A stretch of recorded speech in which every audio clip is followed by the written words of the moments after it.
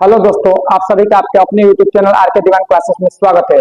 आज हम लोग बिहार बोर्ड के कक्षा 12 के विद्यार्थियों के लिए एक बहुत महत्वपूर्ण टॉपिक लेकर आए जो कि आपका बौद्ध धर्म है। और बौद्ध धर्म से संबंधित जितने भी प्रश्न आपकी परीक्षा के दृष्टि से महत्वपूर्ण हो सकते हैं, उन सभी प्रश्नों को आज हम लोग हल करने वाले हैं।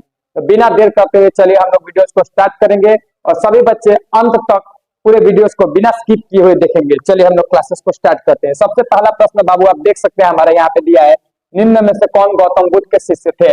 आनंद एवं उपाली, कश्यप, सारिपुत्र एवं गोदरलायन या फिर उपयुक्त सभी।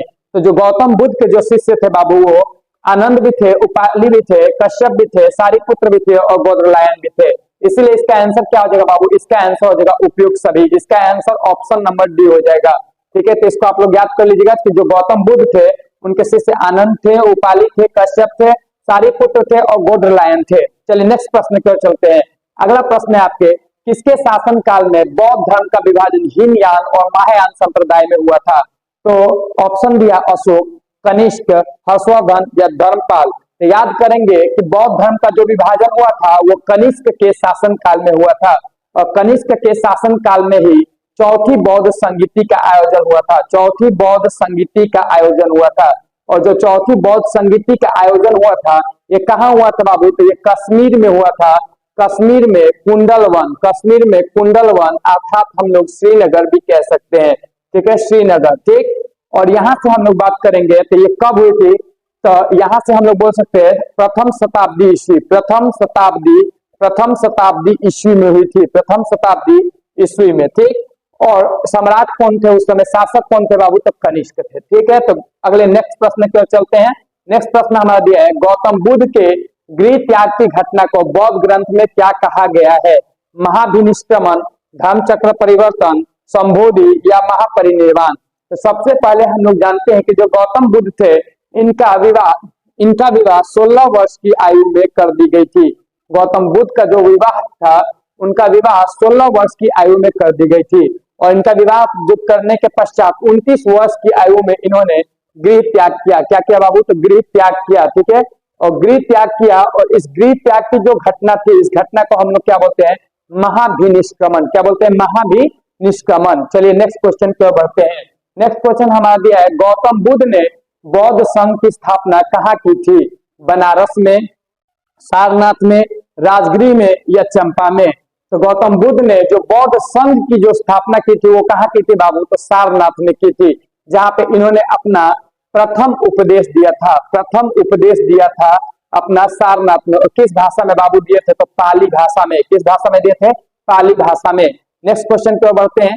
नेक्स्ट क्वेश्चन है आपका, बौद्ध धर्म के भारत के पतन का कारण क्या नहीं है? तो आपको कारण बताना है कि ऐसा कौन सा कारण है जिसके चलते बौद्ध धर्म का पतन नहीं हुआ। पहला, ब्राह्मणवाद में सुधार। दूसरा, बौद्ध विहारों की संपत्ति। तीसरा, बुद्ध जीवों की भाषा संस्कृति का प्रयोग या राजसी संरक्षण की कमी। तो यहाँ से ध्यान देंगे तो क्वेश्चन क्या पूछ रहा है? पतन का कारण नहीं था, लेकिन यहाँ पे आप देखिए तो ब्राह्मणवाद में सुधार। जब ब्राह्मणवाद में सुधार होने लगे तो लोग जो है सनातन धर्म को, हिंदू धर्म को छोड़ के बौद्ध में जाना बंद कर दिए, जिससे बौद्ध धर्म का पतन होने लगा। लेकिन यहाँ पे क्वेश्चन बोला नहीं हो रहा है, तो ये तो होगा नहीं। अगला, बौद्ध विहारों की संपत्ति। बौद्ध जो लोग थे वो संपत्ति अर्जित करने लगे और संपत्ति रखने लगे, ये भी बौद्ध धर्म के पतन का एक कारण था। अगला, बुद्ध जीवों की भाषा संस्कृत का प्रयोग था। उस समय ज्यादातर लोगों की संस्कृत भाषा की जानकारी नहीं थी, लेकिन जो बुद्धिजीवी थे वो लोग किस भाषा का प्रयोग करते थे? तो संस्कृत का। और संस्कृत भाषा का प्रयोग के चलते आम जनता उसे समझने में असमर्थ थी, जिसके चलते बौद्ध धर्म का पतन हुआ। तो क्वेश्चन क्या पूछ रहा है? पतन का कारण नहीं था, तो आंसर क्या हो जाएगा? राजसी संरक्षण की कमी। चलिए नेक्स्ट प्रश्न की ओर चलते हैं। अगला प्रश्न है, गौतम बुद्ध किस कुल के से संबंधित थे? तो सबसे पहले आपको जानना पड़ेगा कि जो गौतम बुद्ध थे इनका जन्म जो हुआ था वो कहाँ हुआ था? तो लुम्बिनी। ठीक है, लुम्बिनी नेपाल के तराई प्रदेश। ठीक है, लुम्बिनी नेपाल के तराई प्रदेश में हुआ था। ठीक है, और किसके यहाँ था? तो इनके पिता का नाम था राजा शुद्धोधन, जो कि शाक्य कुल के थे। किस कुल के थे बाबू? तो शाक्य कुल के थे। तो इसी से आपको पता चल जाता है कि गौतम बुद्ध जो थे वो किस कुल के थे? तो शाक्य कुल के थे। इनका जो जन्म हुआ था बाबू, इनका जन्म जो हुआ था वो 563 ईसा पूर्व हुआ था। कब हुआ था बाबू? 563 ईसा पूर्व। चलिए नेक्स्ट प्रश्न की ओर चलते हैं। अगला प्रश्न है, गौतम बुद्ध को ज्ञान किस नदी के किनारे मिला था? गंगा नदी, गंडक नदी, निरंजना नदी या कमला नदी? तो गौतम बुद्ध जो थे उनको ज्ञान की प्राप्ति किस नदी के तट पर प्राप्त हुई थी बाबू? तो निरंजना नदी के तट पर। निरंजना नदी के तट पर किस वृक्ष के नीचे बाबू? तो बोधि वृक्ष के नीचे। बोधि वृक्ष के नीचे, ठीक है, बोधि वृक्ष के नीचे। याद करेंगे बाबू कि जो गौतम बुद्ध थे वो 29 वर्ष की अवस्था में, 29 वर्ष की अवस्था में क्या करते हैं? घर छोड़कर चले जाते हैं। और 29 वर्ष की अवस्था में जब घर छोड़कर चले जाते हैं तो 6 वर्ष तक कठिन तपस्या करते हैं। कितने वर्ष तक? 6 वर्ष तक ये क्या करते हैं? कठिन तपस्या करते हैं, ठीक है। कठिन तपस्या 6 वर्ष तक करने के बाद जब इनका उम्र लगभग 35 वर्ष हो जाता है तो 35 वर्ष की आयु में इनको क्या की प्राप्ति होती है बाबू? तो ज्ञान की प्राप्ति होती है। क्या की प्राप्ति होती है? ज्ञान की प्राप्ति होती है, ठीक है, ज्ञान की प्राप्ति होती है। और यहीं से इनको गौतम बुद्ध यानी बुद्ध की उपाधि दे दी गई। और बैसाखी पूर्णिमा के दिन था। कौन सा दिन था बाबू? तो बैसाखी पूर्णिमा के दिन। बैसाखी पूर्णिमा के दिन इनको ज्ञान की प्राप्ति हुई थी। इसीलिए याद करेंगे बाबू। तो क्वेश्चन क्या पूछा है? गौतम बुद्ध को ज्ञान किस नदी के किनारे प्राप्त हुई थी? निरंजना नदी। ऑप्शन नंबर क्या हो जाएगा? सी हो जाएगा। नेक्स्ट प्रश्न की ओर चलते हैं। अगला जो प्रश्न है, महात्मा बुद्ध के बचपन का नाम क्या था? देखिए बाबू, जितने भी लोग हैं, जितने भी बच्चे होंगे, सबके छोटा में कोई ना कोई नाम होता है। लुल्लू, टुल्लू, सोना, मोना, जो भी होता है। वैसे महात्मा बुद्ध भी थे, उनके भी बचपन का नाम कुछ ना कुछ होगा। वर्धमान, सिद्धार्थ, देवदत्त या फिर राहुल। तो जो गौतम बुद्ध थे इनके बचपन का नाम क्या था बाबू? तो सिद्धार्थ था। गौतम बुद्ध के बचपन का नाम क्या था? सिद्धार्थ। इसका आंसर ऑप्शन नंबर क्या हो जाएगा? बी हो जाएगा। चलिए नेक्स्ट प्रश्न की ओर चलते हैं। अगला जो प्रश्न है, महात्मा बुद्ध को ज्ञान की प्राप्ति कहाँ हुई थी? महात्मा बुद्ध को ज्ञान की प्राप्ति कहाँ हुई थी? राजगिरी में, बोध गया में, लुम्बिनी में या सारनाथ में? तो महात्मा बुद्ध जो थे उनको ज्ञान की प्राप्ति कहाँ हुई थी बाबू? तो बोध गया में, ठीक है। अभी बोले हैं कि महात्मा बुद्ध को ज्ञान की प्राप्ति कहाँ हुई थी बाबू? बोध गया में। किस नदी के तट पर? तो निरंजना नदी के तट पर बोधि वृक्ष के नीचे 6 वर्ष तक कठिन तपस्या करने के पश्चात 35 वर्ष की आयु में इनको बैसाखी पूर्णिमा के दिन ज्ञान की प्राप्ति हुई। चलिए अगले प्रश्न की ओर चलते। प्रश्न क्या दिया बाबू? गौतम बुद्ध के समकालीन मगध सम्राट कौन थे? चंद्रगुप्त मौर्य, बिंबिसार, अजातशत्रु या अशोक? तो गौतम बुद्ध के समकालीन, समकालीन मतलब होता है उनके काल में। तो गौतम बुद्ध के काल में बाबू कौन थे मगध सम्राट? तो मगध सम्राट कौन थे? बिंबिसार। और जो बिंबिसार थे बाबू वो किस वंश के थे? तो हर्यक वंश के। किस वंश के थे बाबू? तो हर्यक वंश के। चलिए अगले प्रश्न। अगला प्रश्न है, गौतम बुद्ध को खीर खिलाने वाली स्त्री का नाम क्या था? गौतम बुद्ध को खीर खिलाने वाली स्त्री का नाम क्या था? अम्बपाली, सालवती, गौतमी या सुजाता? तो गौतम बुद्ध जो थे बाबू उनको खीर खिलाने वाली जो लड़की थी, जो स्त्री थी, उसका नाम था सुजाता। इन्हीं से खीर ग्रहण करने के पश्चात इनके 5 शिष्यों ने इन्हें घमंडी पाखंडी कहकर संबोधित किया। जिसके बाद गौतम बुद्ध वहां से चले गए कहाँ? बोध गया, ज्ञान की प्राप्ति करने के लिए। और बहुत कठिन तपस्या करने के बाद इनको ज्ञान की प्राप्ति हुई। चलिए नेक्स्ट क्वेश्चन की ओर चलते हैं। नेक्स्ट क्वेश्चन है आपका, चौथी बौद्ध परिषद किस शासक के काल में हुई थी? चौथी बौद्ध परिषद किस शासक के काल में हुई थी?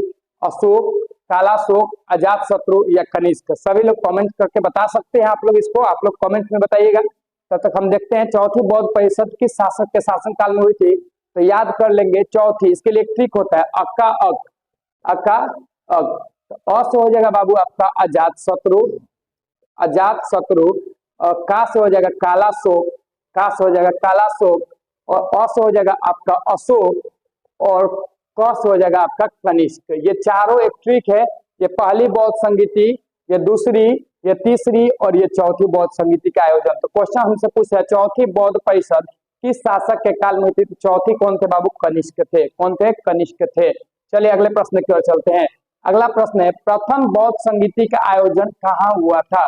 सबसे इंपॉर्टेंट क्वेश्चन, प्रथम बौद्ध संगीति का आयोजन कहाँ हुआ था बाबू? तो प्रथम बौद्ध संगीति का आयोजन पहले बाबू किसके शासन काल में होता था? अजातशत्रु। कहाँ? अजातशत्रु। और अजातशत्रु जो थे वो कहाँ, किस वंश के थे? पहले ये बताइए आप लोग। तो हर्यक वंश। अजातशत्रु किस वंश के थे? हर्यक वंश। और हर्यक वंश के शासक अजातशत्रु जो थे उनका शासन कहाँ था? तो राजगिरी में था। क्या था? राजगिरी में। और इसके जो अध्यक्ष थे, ये जो अध्यक्ष थे प्रथम बौद्ध संगीति के, उनका नाम था आपका महाकश्यप। क्या नाम था? महाकश्यप। ठीक है, नेक्स्ट प्रश्न की ओर बढ़ते हैं। नेक्स्ट प्रश्न है द्वितीय बौद्ध संगीति का आयोजन कहाँ हुआ था? द्वितीय बौद्ध संगीति का आयोजन कहाँ हुआ था? तो द्वितीय बौद्ध संगीति का आयोजन बाबू आपका राजगिरी, पाटलिपुत्र, वैशाली या श्रीनगर। तो द्वितीय बौद्ध संगीति का जो आयोजन हुआ था वो बाबू वैशाली में हुआ था।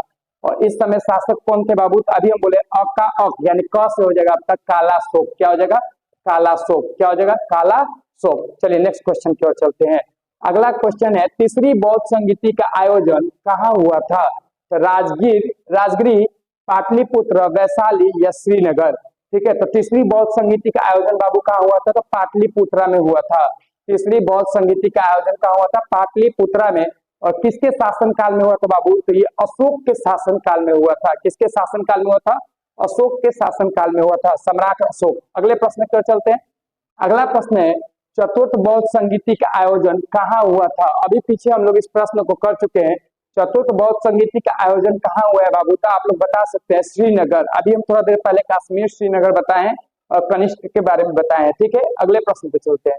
अगला क्वेश्चन है ऋग वैदिक आर्यों के युद्ध के देवता कौन थे?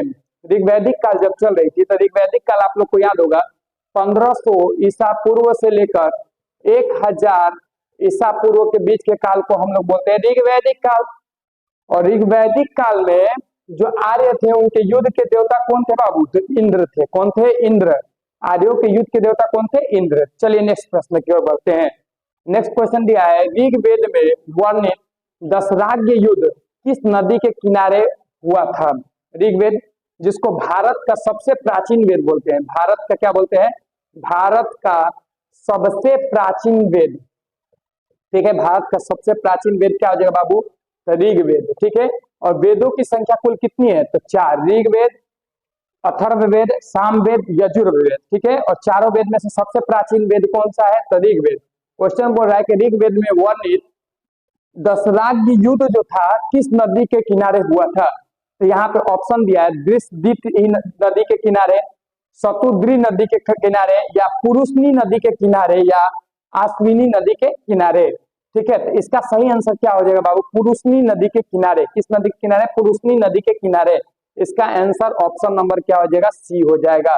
जो ऋग्वेद है, ऋग्वेद में वर्णित दशराग्य युद्ध जो है वो किस नदी के तट पे हुआ था? तो पुरुषनी नदी के किनारे। नेक्स्ट क्वेश्चन है निम्न में से प्राचीनतम वेद कौन सा है? अभी हम बताएं सबसे प्राचीन वेद बाबू सामवेद, ऋग्वेद, अथर्ववेद, यजुर्वेद। तो सबसे प्राचीन वेद आपका कौन था? ऋग्वेद था। सबसे प्राचीन वेद कौन था आपका? ऋग्वेद। तो इसका आंसर क्या हो जाएगा? इसका आंसर ऑप्शन नंबर बी। चलिए नेक्स्ट प्रश्न की ओर चलते हैं। अगला प्रश्न है ऋग वैदिक कालीन लोगों किसकी पूजा करते थे?